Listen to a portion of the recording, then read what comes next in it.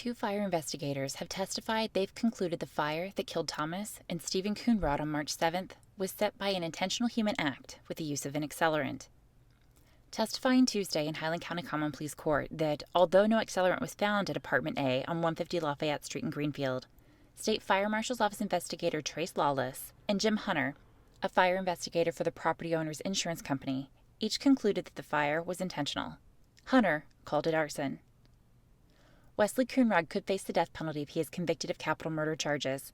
The Highland County Prosecutor's Office is alleging Coonrod set the fire that killed his 3- and 4-year-old sons.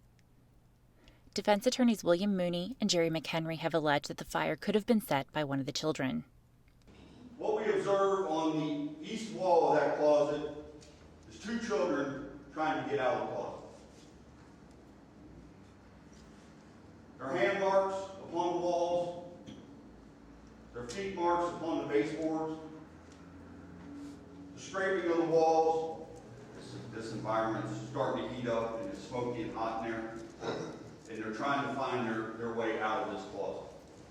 What conclusion, based upon your training and experience, can you draw from that?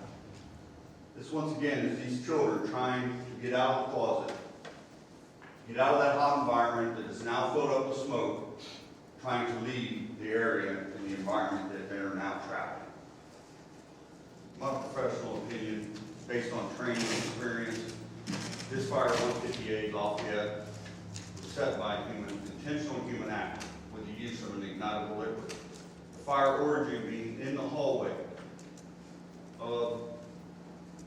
between the bathroom door and the bedroom doors, extending out to the living room where the open ignition source, the blue Bic lighter, was used to ignite the fire and burn in the hallway. The state concluded the presentation of its case Tuesday. Mooney asked that the court dismiss the charges of aggravated murder with the death penalty specification and the charge of aggravated arson.